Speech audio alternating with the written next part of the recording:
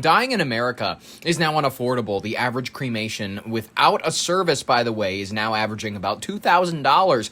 Most Americans are finding it impossible to give Grandpa a good send-off. Yes, while Russia is getting ready to do something, we don't know what. Like, honestly, we have no idea. You don't increase your soldier count and ballistic missiles for no reason. You do it because you want that other language to become a dialect of a western side of your country. Folks, World War III is cooking up right now. We're keeping our eyes on it, and the uniting fronts of the Middle Eastern conflict with the Ukraine-Russia bullshit. America, we've been doing our best, to pretend that things are good as per the usual with us. When the world is burning, we did our best to do it back in World War II. We did our best to avoid entering conflict as long as possible, really. In World War I, we were just like, it's not really our bullshit. It's on the other side of the world. We'd rather not send any people over. We're doing that again, but this time we have a couple people already stationed in the Middle East, so we're already seeing casualties. It's not very fun, and to take our mind off of the brewing World War III conflict that could be happening. We don't know. I'm not going to call it World War III until it actually erupts into something, but it's just fun to have fun with language.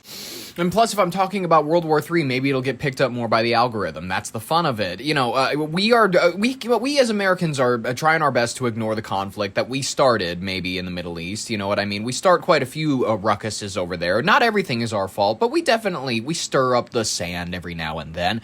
Even while we're trying to ignore the consequences of our own actions, we are unable to give our dying, silent, greatest, and boomer generations a decent burial. You can't even afford a burial these days.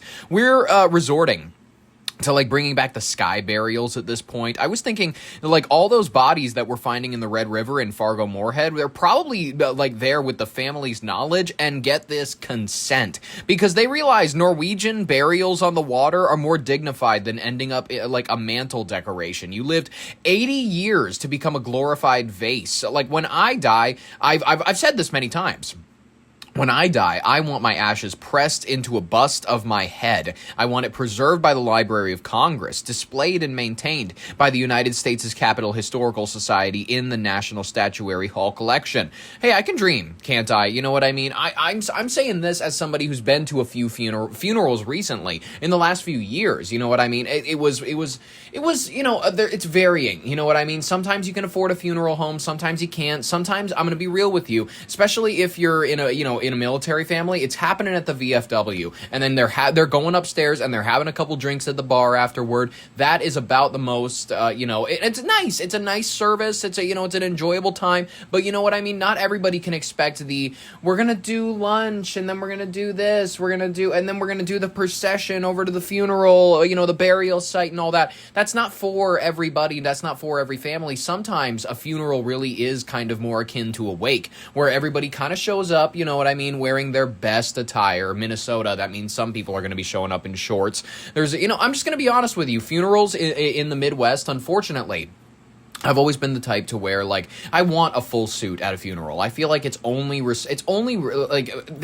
died. You literally died. And I can't bother to put on something that I wore to a band concert. Everybody else is, wearing button-ups or whatever. Some people are wearing khaki shorts. Some people show up in a hoodie. It's good Lord. It's if that's what rehab got you to, you might as well be back on drugs. Why would I even want you here at this service if you're going to be showing up looking like a fucking scumbag? I'm sorry. That is some people. It's try to look decent. Somebody's dead. I know that you didn't know her perfectly, but Jesus Christ, try a little harder. Let's learn a bit more about this together, shall we? The costs are through the roof. They're insane. Dying in America is becoming unaffordable. Lanesia Robinson's mother never wanted to be cremated, but her ashes now sit inside her daughter's apartment because the family couldn't afford the more than $10,000 for a funeral and burial. She didn't want to be cremated, that would have been her first choice, and that's something that we unfortunately did have to do.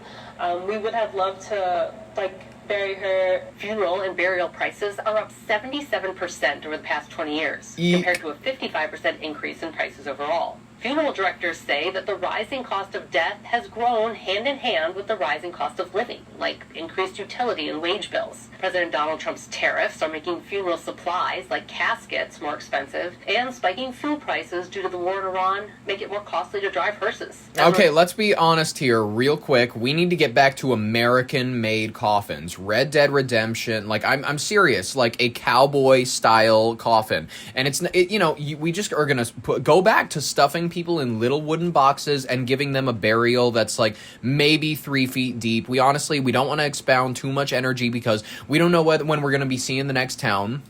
We're literally hiking it between like mountains on our way to Montana. And, we have to get back to that mentality. You know what I mean? Back in the frontier days, it was like your loved one was lucky if they were buried deep enough to where the coyotes didn't get them at night. So funeral homes say they are having to charge families more for the services they provide. Right now, the cost of a single funeral and burial can easily top $15,000. A funeral with a cremation costs around $6,000, and even just a direct cremation without a funeral, a service, or an urn can cost around $2,600. And as more baby boomers reach the end of their lives, a growing number of Americans are having to grapple with these costs. It's not a fun consequence because, regardless of the fact that you're losing a grandparent or a parent or whatever you're losing whenever somebody dies, because when people die, it's the worst. Not only do you have to deal with the fact that this person is no longer in your life, but if you do not handle their remains properly, you're going to be charged by the state, you know what I mean? But also, if you do not pay for it to be housed somewhere, if you don't pay for them to get cremated immediately, it's like a bit of a mess. I'm gonna be honest with you. And if you're a decent person, you have your death sorted out. My death is sorted out. I have nothing to leave people. You know what I mean? I have a will and testament that's basic. It's a Google Doc. People will be able to find it after I die. It'll be fine. I'll print it out. Every couple years with revisions and whatever you need to do. And. Excuse me, you know what, I'm planning ahead. I'm a person where I've always been like, if I ever do amass any amount of money, I plan to leave it to whoever happens to be around, whether or not I had a kid at that point and whatnot, they can have whatever they wanted. But, more often than not, what am I talking about? As if I'm going to have more lives than this. More likely than not is probably like, if my fiance, then wife, is still alive at the time, they'll likely receive whatever's left. Otherwise, it's probably gonna, like, I'm gonna be real with you. I'm not a big, like, I want to give it all into donations. I want to give it all to, charities where it'll all be siphoned off and funneled into, the people who run the charity for them to buy Bugattis or whatever. I don't want that. So I think I'm just gonna keep it, all in the family. You know what I mean? Boy, the way Glenn Miller played.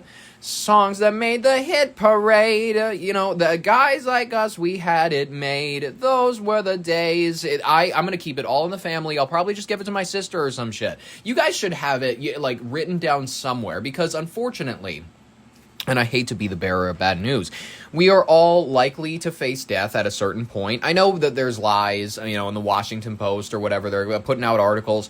Oh, new studies say that the human age could be extended to 150 for people that are born after 1970. I'm like, get real, all right? Most people that are, born in 1970 or something like that, they are on full dentures by this point. There's a lot of these people that are, unfortunately, they've spent their lives drinking Coca-Cola and having, I'm just going to be honest with you. A lot of the country that you're talking about, they could live into their 110s. Most of these folks, I'm going to be honest with you, they have hip replacements by their 40s. It's an unfortunate reality of this country. These people, by the way, are not always the types that are like, I'm hauling lumber up, and I'm roofing or whatever. It's not these people that are like getting hip replacements. It's like librarians. It's like these people where it's like, you're not an Olympic athlete. What did you do? And it's like, they fell one day. A lot of these people, they drink no milk, they're malnourished. Unfortunately, thankfully, malnourishment, it's gotten better since the Great Depression, but admittedly, a lot of these people, because the food quality is just so piss poor, you know what I mean? A lot of these people qualify as malnourished these days, so they just break a hip when they fall on the sidewalk.